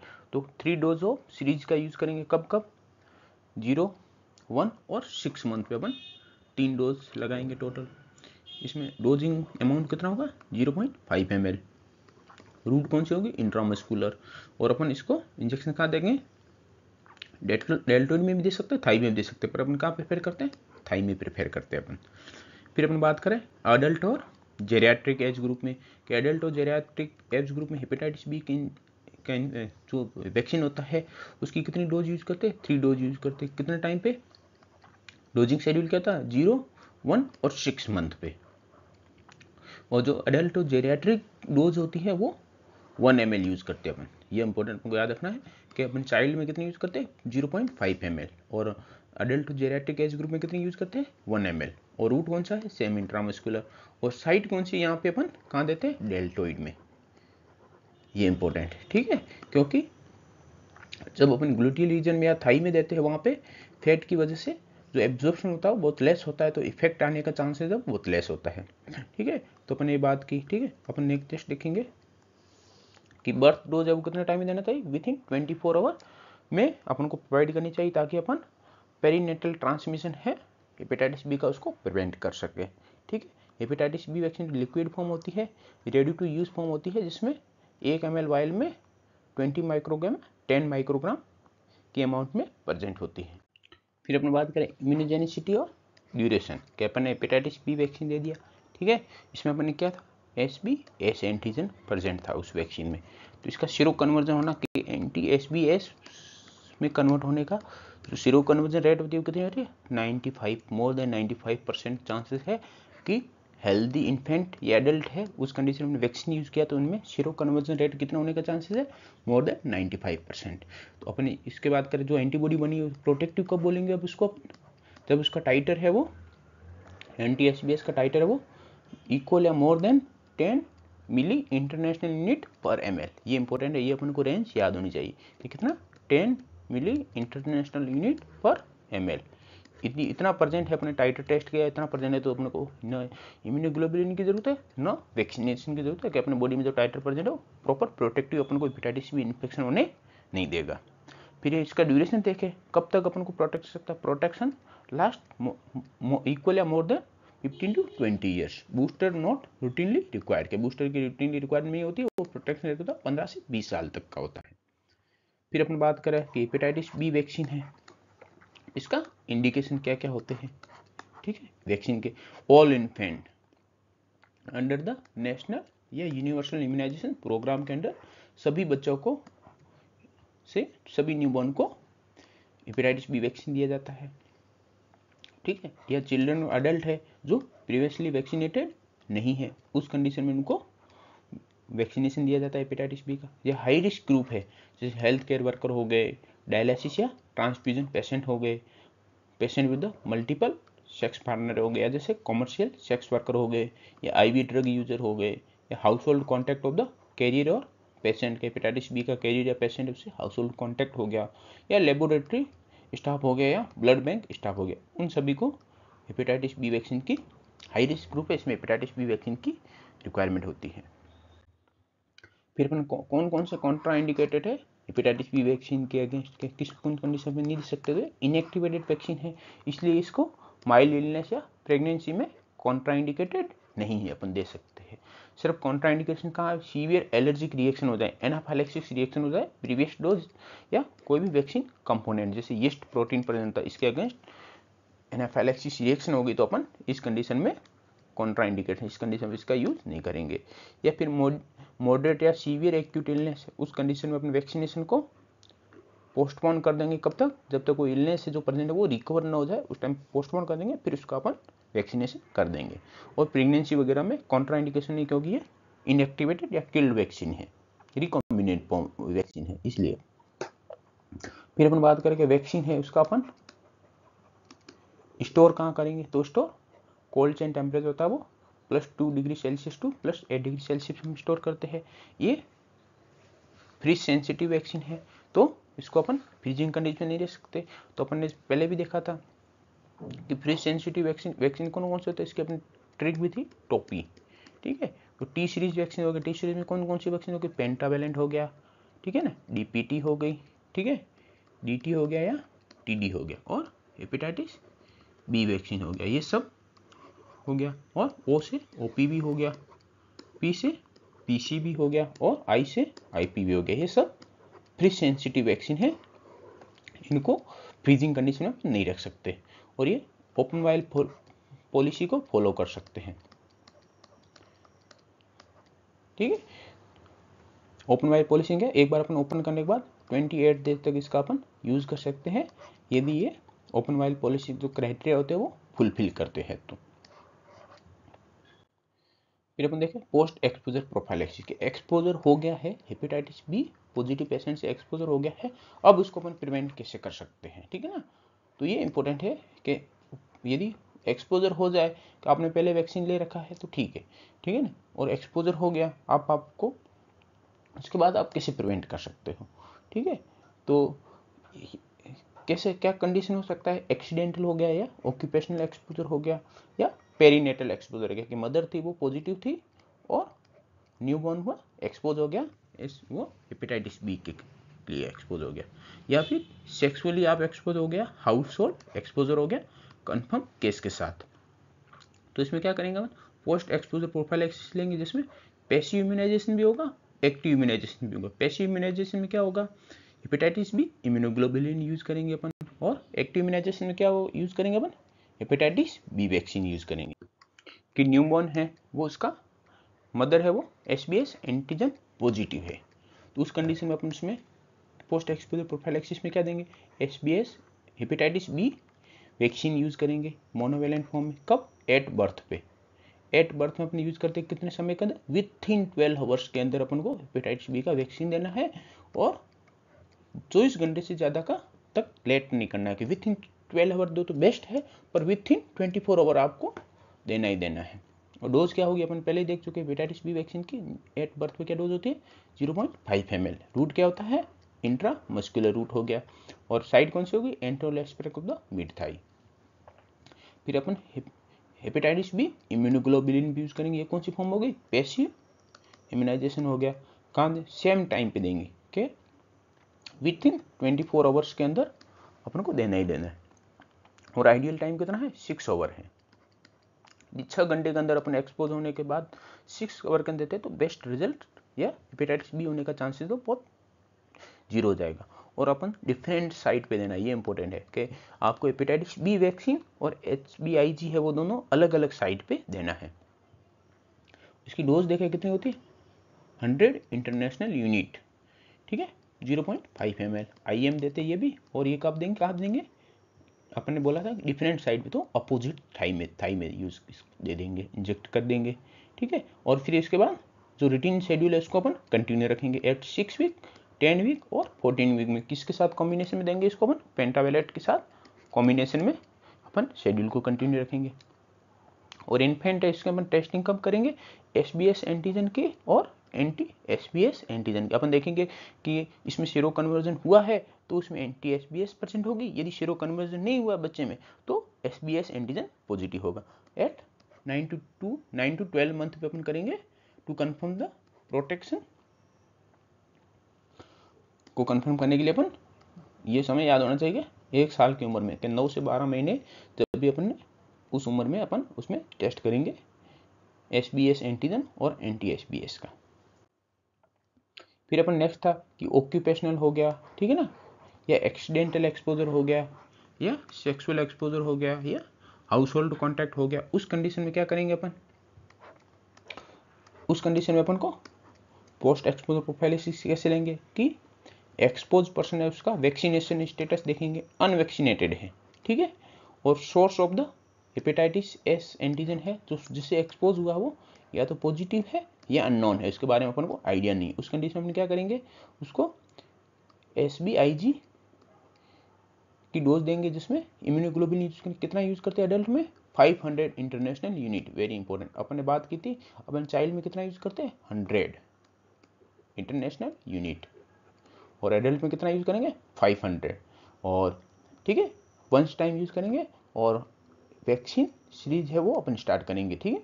कब कब वैक्सीन देते हैं एडल्ट में, पोस्ट एक्सपोजर में 0 मंथ में, 1 और 6 मंथ पे, ठीक है। और दोनों यूज करेंगे अपन, वैक्सीन और इम्यूनोग्लोबुलिन दोनों सेपरेट साइड पे इंजेक्ट करेंगे। फिर मान लो प्रीवियसली वैक्सीनेटेड है बट जो एंटी SBS है, ठीक है, सीरम टाइटर वो less than 10 milli international unit पर ml है तो, और मान लो सोर्स जिससे एक्सपोज हुआ वो पॉजिटिव है और या अननोन है, उस कंडीशन में सिर्फ give single booster dose of the vaccine. Vaccine की सिंगल बूस्टर कंडीशन में सफिशिएंट है, प्लस या माइनस आप उसमें इम्यूनोग्लोबुलिन है उसकी भी सिंगल डोज दे सकते हो। और प्रीवियसली वैक्सीनेटेड है और उसका अंदर जो एंटी SBS का टाइटर है वो 10 या मोर देन 10 मिली इंटरनेशनल यूनिट पर ml है, और सोर्स ऑफ इन्फेक्शन पॉजिटिव या नेगेटिव है उस कंडीशन में कुछ नहीं देखना है, और ट्रीटमेंट की रिक्वायरमेंट नहीं है कि इसके बॉडी के अंदर प्रॉपर एंटी SBS वो प्रेजेंट है, वो उसको हेपेटाइटिस बी इन्फेक्शन से प्रोटेक्ट कर सकता है। और अपन ने बात की कि पोस्ट एक्सपोजर प्रोफाइलैक्सिस है वो कितने टाइम में यूज करना है, विथ इन 24 आवर यूज करना है, यूज विथ इन 24 आवर्स में अपन को वैक्सीन और इम्यूनोग्लोबुलिन दोनों इंजेक्ट करना होता है। और आइडियल टाइम क्या है, लेस देन 6 आवर के, ideal time less than 6 hour के, 6 आवर्स के अंदर अंदर आप दे सकते हो तो बेस्ट है। फिर अपन देखेंगे dose of the hepatitis B immunoglobulin के, अपन जो भी इम्यूनोग्लोबुलिन यूज करे उसकी डोज कितनी होनी चाहिए। इन्फेंट है तो इन्फेंट में कितनी 0.5 ml, उसमें 100 इंटरनेशनल यूनिट प्रेजेंट होना चाहिए, रूट इंट्रामस्कुलर है। और अडल्ट की बात करें तो अडल्ट में अपन कैलकुलेट कैसे करते हैं 0.055 ml टू 0.07 ml पर kg, ठीक है, ऐसे अपन कैलकुलेट कर सकते हैं। तो अराउंड कैलकुलेशन में कितना आता है एवरेज एडल्ट के लिए 500 इंटरनेशनल यूनिट। तो अपन याद रख सकते हैं कि अपन इन्फेंट में 100 इंटरनेशनल यूनिट यूज़ करते हैं और अडल्ट में 500 इंटरनेशनल यूनिट यूज़ करते हैं। रूट कौन सा होता है? सेम होता है, IM रूट होता है। और अपन SBIG और वैक्सीन है दोनों सेपरेट एनाटॉमिकल साइट पे यूज़ करना चाहिए, और सिरिंज है वो भी डिफरेंट सिरिंज का यूज़ करना चाहिए। और SBIG है, इसको अपन रिपीट कर सकते हैं at 1 month if the exposure risk present है। उस कंडीशन में अपन इसमें डोज को रिपीट करना होता है इम्यूनोग्लोबुलिन की। फिर अपन ने पोस्ट एक्सपोजर प्रोफाइलैक्सिस है वो अपना कंप्लीट हो गया। अब उसमें अपन फॉलोअप के लिए बोलेंगे। फॉलोअप में क्या करेंगे? Perform the anti SBS titre अपन परफॉर्म करेंगे। कब? 1 to 2 month after the completion of the vaccine series. जैसे वैक्सीन सीरीज अपन कब यूज़ करते थे? 0, 1 और 6 मंथ पे। कि जैसे अपने 6 मंथ पे अपने जैसे कंप्लीट हुआ, उसके 1 से 2 महीने बाद अपन उनको बुलाएंगे फॉलोअप के लिए, जिसमें अपन एंटी SBS का टाइटर करेंगे और अपन चेक करेंगे कि जो टाइटर है वो प्रोटेक्टिव रेंज में है। प्रोटेक्टिव रेंज कितनी होती है? मोर देन 10 या equal to 10 milli international unit पर ml। ठीक है, तो अपन बोलेंगे इम्यून है, इसमें हेपेटाइटिस बी न तो एक्सपोजर हुआ उसकी वजह से हो सकता है, न फ्यूचर में कभी हो सकता है। यदि इनएडुकेट रेस्पॉन्स है, उस कंडीशन में अपन क्या कर सकते हैं? अपन को फुल वैक्सीन सीरीज है वो उसको अपन को रिपीट करना होता है। ये इंपॉर्टेंट है कि अपन ने जब उसको वापस फॉलोअप के लिए बुलाया और रेस्पॉन्स है इनएडुकेट है और टाइटर है वो लेस है, तो उस कंडीशन में अपन वैक्सीन सीरीज को फुल रिपीट करना होता। अपन अब बात करेंगे कि जो भी अपन इम्यूनोग्लोबुलिन यूज़ कर रहे हैं उसका स्टोरेज टेम्परेचर कितना होना चाहिए। तो SBIG जो कोल्ड चेन का टेम्परेचर होता है उसी टेम्परेचर में स्टोर करना है, इसको भी कभी फ्रीजिंग कंडीशन में नहीं रखना है। और हेपेटाइटिस बी वैक्सीन है उसको भी अपन सेम टेम्परेचर रेंज में रखते हैं, और ILR में अपन उसको कहाँ रखते हैं? मिडिल बास्केट में रखते हैं, इसे मिडिल लेवल पे। फिर अपन बात करें कि हेपेटाइटिस बी है उसका इन्फेक्शन हो गया, अपन पोस्ट एक्सपोजर प्रोफाइलैक्सिस नहीं ले पाया, नहीं पता चला कब एक्सपोज हुआ, और वो कंडीशन है वो क्रॉनिक कंडीशन में पहुंच गए हैं। हेपेटाइटिस बी इन्फेक्शन है वो क्रॉनिक हो गया है। अब इसको कैसे मैनेज कर सकते हैं? इसके लिए पूरा अपन एल्गोरिदम देखेंगे step by step. First step में क्या करेंगे अपन? सबसे पहले तो अपन SBS उसमें टेस्ट करेंगे अपन, किसका? सरफेस एंटीजन का टेस्ट करेंगे, पॉजिटिव आता है, ठीक है, उस पॉजिटिव आ गया, सभी जो जिसमें पॉजिटिव आ गया और SBS पॉजिटिव पर्सन, तो उसमें इनिशियल असेसमेंट क्या करेंगे? फिर सबसे पहले देखेंगे असेस द ट्रीटमेंट एलिजिबिलिटी। इसमें क्या यूज़ करेंगे अपन? Severity of the liver disease देखेंगे कि जो भी क्रॉनिक इन्फेक्शन हो गया है तो उसमें लीवर डिजीज हुआ, उसकी सीवियरिटी क्या है। इसके लिए अपन कौन सा टेस्ट यूज़ करते हैं? Non invasive test. Non invasive test कौन से है? APRI, ठीक है ना। APRI का मीन्स क्या है? AST प्लेटलेट रेशियो इंडेक्स, ठीक है ना। इसमें कौन क्या यूज करते हैं अपन? AST का यूज करते हैं, AST प्लेटलेट, ठीक है ना, का रेशियो अपन यूज करते हैं। और दूसरा क्या है? Transient elastography means the FibroScan of the liver, FibroScan हो गया ये, ठीक है ना। तो ये दोनों नॉन इन्वेजिव टेस्ट है, ये दोनों अपन यूज करते हैं सीवियरिटी ऑफ लीवर डिजीज देखने के लिए। और साथ में और कौन सा क्राइटेरिया है? अपन ALT लेवल देखते हैं और हेपेटाइटिस बी वायरस का DNA लेवल देखते हैं, ठीक है। ये दो हो गए टेस्ट। फिर और अब नेक्स्ट क्या हो गया? मेडिकल हिस्ट्री देखते हैं, ठीक है ना। स्क्रीन फॉर द को इन्फेक्शन के, उसको हेपेटाइटिस बी इन्फेक्शन है क्रॉनिक, उसके साथ HIV है, या हेपेटाइटिस D वायरस का इन्फेक्शन है, या हेपेटाइटिस C वायरस का इन्फेक्शन है, या कोई भी कोमोर्बिडिटीज है लाइक द डायबिटीज हो गया, एल्कोहल यूज हो गया, या लीवर डिजीज है कोई जिसके लिए कोज दूसरा है, या ट्रांसप्लांट हिस्ट्री है, तो ये कंडीशन हो गई। या फिर इम्यूनोसप्रेशन थेरेपी भी है, वो स्टेरॉयड थेरेपी हो गया, या एंटी कैंसर थेरेपी पे है, या family history of the liver cancer या सिरोसिस, क्या है उसकी फैमिली में किसी को लीवर कैंसर या सिरोसिस की हिस्ट्री प्रेजेंट है, तो ये अपन मेडिकल हिस्ट्री इसमें चेक करेंगे। तो मेडिकल हिस्ट्री में अपन 3 पॉइंट चेक करते हैं। सबसे पहले सीवियरिटी ऑफ लीवर डिजीज, फिर ALT और हेपेटाइटिस बी वायरस का DNA लेवल देखते हैं, और फिर मेडिकल हिस्ट्री देखते हैं कि इसमें कोई भी कोमोर्बिडिटी या को इन्फेक्शन या इम्यूनोसप्रेशन थेरेपी या फैमिली हिस्ट्री पॉजिटिव है नेगेटिव है। उसमें जनरल मेजर अपन में जनरल केयर मेजर में क्या यूज़ करते हैं? लाइफस्टाइल काउंसलिंग करते हैं, अल्कोहल को छोड़ने के लिए बोलेंगे, डाइट प्रॉपर डाइटिंग के बारे में बोलेंगे, एक्सरसाइज के रिगार्डिंग अपन उसको काउंसलिंग करेंगे, फिर जो भी ट्रीटमेंट चला उसको एडरेंस सपोर्ट करेंगे, risk factor assessment for the renal dysfunction का रिस्क फैक्टर का असेसमेंट करेंगे, फिर हेपेटाइटिस बी सरफेस एंटीजन की स्क्रीनिंग करेंगे, और vaccination of the family contact है, जो भी फैमिली मेम्बर कॉन्टैक्ट में आए उनको अपन वैक्सीनेशन करें। तो ये अपन इसके साथ में हेपेटाइटिस बी वैक्सीन का यदि कोई क्रॉनिक पेशेंट उसमें नॉर्मल जनरल मेजर के रूप में यूज़ करेंगे। फिर अपन स्टेप 3 में देखेंगे, स्टेप सेकंड में देखेंगे ट्रीटमेंट एलिजिबिलिटी क्राइटेरिया। कि अपन ने स्टेप फर्स्ट में देखा था, अपन ने असेसमेंट किया था, उसका रिजल्ट आया, उस बेसिस पे अपन ट्रीटमेंट की एलिजिबिलिटी क्राइटेरिया देखेंगे। तो अपन ट्रीट किसको किसको करेंगे, all adult and adolescent age more than 12 years including the pregnant womens को भी इंक्लूड करना है इसमें। If the any of the following apply are positive. तो सबसे पहले अपन क्या देखेंगे, अपन कौन सा टेस्ट किया था, एपीआरआई या ट्रांसिएंट इलास्टोग्राफी। यदि एपीआरआई का जो स्कोर है वो मोर देन 0.5 आता है, या अपन ने जो भी ट्रांसिएंट इलास्टोग्राफी किया था, फाइब्रो स्कैन किया था, उसका स्कोर है मोर देन 7 किलो पास्कल आता है। ठीक है, इसमें अपन को regardless of the HPV DNA या एएलटी डीएनए, ये नॉर्मल हो या एबनॉर्मल, इसको अपन को नहीं देखना है। यदि ये दोनों कंडीशन है तो नॉन इन्वेजिव टेस्ट इनका स्कोर इतना आ जाए तो अपन क्या बोलेंगे, ये सिग्निफिकेंट फाइब्रोसिस है। कौन से लेवल का, F2 या मोर देन F2, और इसको क्लिनिकली सिग्निफिकेंट सिरोसिस है F4 लेवल का। इस कंडीशन अपन को ट्रीटमेंट के लिए एलिजिबल है, इसको ट्रीटमेंट कंटिन्यू करना है। या फिर सेकंड कंडीशन देखें इसमें कि हेपेटाइटिस बी वायरस का डीएनए वो उसका लेवल है वो कितना डिटेक्ट हुआ, मोर देन 2000 इंटरनेशनल यूनिट पर ml। वेरी इंपॉर्टेंट, रेंज अपन को पता होनी चाहिए। या एएलटी का लेवल है वो कि normal upper level of the normal range कितना, मोर देन 40 इंटरनेशनल यूनिट पर लीटर, इतना डिटेक्ट हुआ। तो उस कंडीशन में अपन को ये ट्रीटमेंट के लिए एलिजिबल है और ट्रीटमेंट को अपन को स्टार्ट करना है।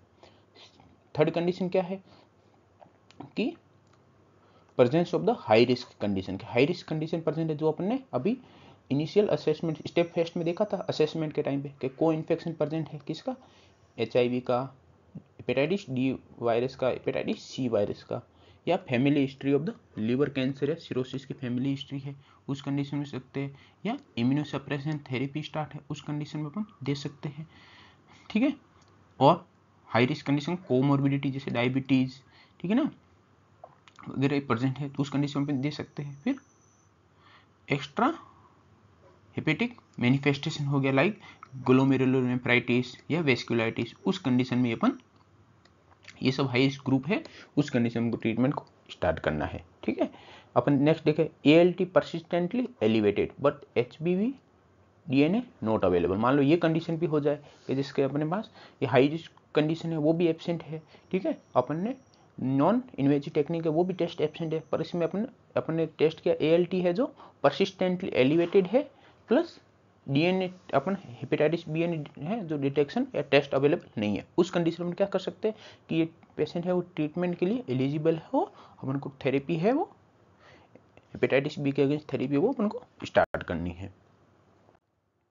फिर मान लो यदि ALT है वो परसिस्टेंटली एबनॉर्मल है, प्लस हेपेटाइटिस बी वायरस का जो DNA लेवल था वो लेस देन 2000 है, उस कंडीशन में अपन क्या करेंगे, और कोई भी रिस्क फैक्टर है वो प्रेजेंट नहीं है इसमें, तो अपन ट्रीटमेंट को डेफर करेंगे, ट्रीटमेंट को शिफ्ट करेंगे और उसकी मॉनिटरिंग है वो कंटिन्यू रखेंगे। तो ये अपने स्टेप पता होनी चाहिए कि अपने जैसे अपने सब देख लिया कि फर्स्ट स्टेप में अपने नॉन इन्वेजिव टेस्ट किए वो पॉजिटिव आए तो अपन को टेस्ट कंटिन्यू करना है। सेकंड में अपने देख लिया कि ALT है एबनॉर्मल है, प्लस HBV DNA है वो भी एबनॉर्मल, तो ट्रीटमेंट कंटिन्यू करना है। थर्ड स्टेज में अपने क्या देखा कि कोई भी रिस्क ग्रुप प्रेजेंट है, रिस्क फैक्टर प्रेजेंट है, तो उस कंडीशन में अपन को ट्रीटमेंट स्टार्ट करना है। फोर्थ कंडीशन क्या देखा कि ALT वो परसिस्टेंटली हाई है और हेपेटाइटिस बी वायरस DNA उसका टेस्ट डिटेक्शन पॉसिबल नहीं हो पा रहा, उस कंडीशन में अपन को ट्रीटमेंट को कंटिन्यू रखना है। यदि ALT है वो परसिस्टेंटली एबनॉर्मल है, plus HBV DNA less than 2000 international unit पर ml है और कोई भी रिस्क फैक्टर प्रेजेंट नहीं, उस कंडीशन में आपको ट्रीटमेंट स्टार्ट नहीं करना है, मॉनिटरिंग को कंटिन्यू रखना है। फिर अपन APRI स्कोर क्या था आपने बात की थी, AST2 प्लेटलेट रेशियो इंडेक्स हो गया। इसमें अपन APRI स्कोर में किसका यूज करते हैं, AST का यूज करते हैं, इंपॉर्टेंट है। ठीक है, ये अपन को पता, यहाँ पे ALT का नहीं करते, AST का करते हैं। और ट्रांजिएंट इलास्टोग्राफी क्या होता है, फाइब्रो स्कैन होता है। ठीक है, अल्ट्रासाउंड बेस्ड टेक्नोलॉजी होती है जिसमें अपन लीवर स्टिफनेस चेक करते हैं इन किलो पास्कल में। नेक्स्ट देखें अपन के स्टेप 3 में अपन एलिजिबिलिटी क्राइटेरिया को जो फुलफिल होगी उसमें अपन क्या स्टार्ट करेंगे, ट्रीटमेंट स्टार्ट करेंगे। ठीक है, ट्रीटमेंट में क्या एंटी वायरल ट्रीटमेंट स्टार्ट करेंगे, जिसमें फर्स्ट लाइन ड्रग कौन कौन सी है, TDF, टीनोफोविर डाइसोप्रोक्सिल फ्यूमेरेट। ठीक है, TDF होगी, तो ये फर्स्ट लाइन थेरेपी है। और प्रेगनेंसी में सेफ है, इसको प्रेगनेंसी में यदि पॉजिटिव हेपेटाइटिस बी डिटेक्शन हो जाता है उसमें भी अपन दे सकते हैं। फिर अपन ETB की बात करें तो इसको बोलते हैं एंटाकेविर, फुल फॉर्म हो गई। ठीक है, ये अल्टरनेटिव यूज किया जाता है किसके, TDF के अल्टरनेटिव फॉर्म में यूज किया जाता है यदि रीनल डिजीज की कंडीशन है, ओस्टियोपोरोसिस की कंडीशन में, उस कंडीशन में इस ETB को प्रिफेर किया जाता है। ये इंपॉर्टेंट है कि अपन यदि कोई रीनल डिजीज या ओस्टियोपोरोसिस की कंडीशन है, बोन डिजीज है कोई भी, उस कंडीशन में अपन TDF की बजाय अपन ETB का यूज करते हैं। फिर अपन बात करें TAF, टीनोफोविर एल्फेंडामाइड। ठीक है, ऑप्शन फॉर द चिल्ड्रन या एडोलेसेंट, चिल्ड्रन या एडोलेसेंट में हेपेटाइटिस बी डिटेक्शन हो जाता है, क्रॉनिक हेपेटाइटिस बी, उस कंडीशन में ट्रीट करने के लिए अपन TAF का यूज करते हैं, जिसको टीनोफोविर एल्फेंडामाइड, इसका शॉर्ट अलग है, टीनोफोविर एल्फेंडामाइड होता है, एक होता है टीनोफोविर डाइसोप्रोक्सिल फ्यूमेरेट। ये पूरा नाम याद होना चाहिए क्योंकि ये फर्स्ट लाइन ड्रग है और ये इसको अपन बच्चों में प्रिपेयर करते हैं। ठीक है, और रीनल या बोन डिजीज है उस कंडीशन में इसको अपन यूज कर सकते हैं। फिर अपन बात करें यदि TDF है, ठीक है, मतलब टीनोफोविर डाइसोप्रोक्सिल, इसकी मोनोथेरेपी अवेलेबल नहीं है, ठीक है, या HIV का भी इन्फेक्शन साथ में प्रेजेंट है, हेपेटाइटिस बी वायरस के साथ को इन्फेक्शन प्रेजेंट है दोनों का, उस कंडीशन में क्या ट्रीटमेंट यूज करेंगे, TDF means the tenofovir disoproxil fumarate, उसके साथ में किसका कॉम्बिनेशन यूज करेंगे, लेमिविडिन का, और या FTC ट्रायासीटामिन का यूज करेंगे। तो ये अपना ट्रीटमेंट कैटेगरी होगी, कौन कौन सी ड्रग है और कौन कौन सी कंडीशन में यूज करेगी। फिर अपन बात करें ड्यूरेशन ऑफ द ट्रीटमेंट की बात करें तो लॉन्ग टर्म यूजुअली होता है, यूजुअली लाइफ लॉन्ग ट्रीटमेंट लेना पड़ता है in the most of the chronic hepatitis B virus के इन्फेक्शन में लाइफ लॉन्ग यूज करना पड़ता है। और कुछ कंडीशन होती है जिसमें स्टॉपिंग ट्रीटमेंट में be considered only in highly selected patient, ठीक है, आफ्टर सस्टेन SBSAG लॉस, ठीक, और seroconversion to the anti SBS। ये बहुत रेयर चांसेस है किसी में कि ट्रीटमेंट की वजह से SBS एंटीजन जो है वो उसका सीरो कन्वर्जन हो जाए किसमें, एंटी SBS में, उस कंडीशन में अपन इसमें ट्रीटमेंट को स्टॉप कर सकते हो। और ये कंडीशन है बहुत रेयर चांसेस है कि रेयर है जो ये पॉसिबल होने का चांस है, बाकी कंडीशन में सब में ये सीरो कन्वर्जन ड्रग की वजह से नहीं हो पाता, उनमें लाइफ लॉन्ग ट्रीटमेंट कंटिन्यू करना होता है। फिर अपन बात करें कि अपन ट्रीटमेंट कंटिन्यू कर दिया स्टेप 1 में, तो उनकी मॉनिटरिंग प्रॉपर ज़रूरी है और फॉलोअप प्रॉपर ज़रूरी है। और मॉनिटरिंग के टाइम हम कौन कौन से मॉनिटरिंग करेंगे, ड्रग स्टार्ट है तो एवरी 6 मंथ अपन surveillance for the hepatocellular carcinoma के लिए सर्विलेंस करेंगे। कौन सी कंडीशन में, यदि उनके पेशेंट है, ठीक है ना, उनमें सिरोसिस की कंडीशन है या family history of the SCC है, ठीक है, उस कंडीशन में हर 6 मंथ पे अपन हेपेटोसेल्युलर कार्सिनोमा के लिए सर्विलेंस करेंगे, जिसमें अपन क्या क्या यूज करेंगे सर्विलेंस के लिए, टेस्ट अल्फा फीटोप्रोटीन और अल्ट्रासाउंड यूज करेंगे, वेरी इंपॉर्टेंट। ठीक है, कि यदि कोई पेशेंट है वो सिरोसिस का पेशेंट है या family history of the hepatocellular carcinoma है, ठीक है, उस कंडीशन में अपन हर 6 महीने में अल्फा फीटोप्रोटीन और UAG करेंगे। और एवरी 12 मंथ में अपन क्या कर देखेंगे, एसेस द ट्रीटमेंट रेस्पॉन्स या डिजीज प्रोग्रेशन, कि अपन ट्रीटमेंट रेस्पॉन्स देंगे या डिजीज प्रोग्रेशन देखेंगे। अपन ट्रीटमेंट लेते हैं, इसका मीन्स क्या होता है, ये क्या यूज के लिए करते हैं, ये क्योर कभी नहीं हो पाते अपन हेपेटाइटिस बी से, पर अपन इसके डिजीज प्रोग्रेशन को डिक्रीज कर सकते हैं। तो हर 12 महीने में अपन ट्रीटमेंट रेस्पॉन्स देखेंगे कि ट्रीटमेंट की वजह से डिजीज प्रोग्रेशन कितना स्टॉप हो पाया है। ठीक है, तो उसमें अपन क्या क्या चेक करेंगे, एड्रेस चेक करेंगे, नॉन इन्वेजिव टेस्ट यूज करेंगे, APRI और इलास्टोग्राफी यूज करेंगे, और ALT और हेपेटाइटिस B virus DNA level test करेंगे। ठीक है, और फिर रीनल फंक्शन भी साथ में डिटेक्ट करेंगे, क्रिएटिनिन मॉनिटरिंग करेंगे। तो ये इंपॉर्टेंट है कि इसमें से क्वेश्चन आ सकता है कि अपन ALT या हेपेटाइटिस बी वायरस DNA लेवल कितने टाइम में चेक करेंगे, हर एनुअली चेक करेंगे, हर 1 साल में, क्या, ठीक है ना, एनुअली अपन इसको चेक करते रहेंगे। और रीनल फंक्शन टेस्ट भी साथ में करना है और लीवर फंक्शन टेस्ट भी साथ में करना है और नॉन इन्वेजिव टेस्ट भी करने हैं लीवर में, APRI और इलास्टोग्राफी, और साथ में ड्रग एडरेंस भी चेक करना है कि ट्रीटमेंट कंटिन्यू ले पा रहा है कि नहीं ले पा रहा है। Thank you for your watching.